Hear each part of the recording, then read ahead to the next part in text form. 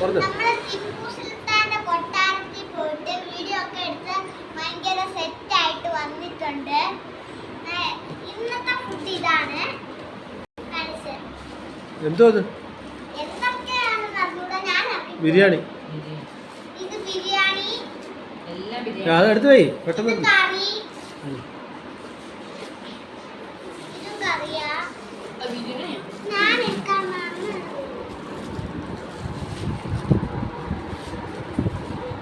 എന്നിട്ട് ഇനി എന്താ പരിപാടി? അത് പറ. പറ പെട്ടെന്ന്.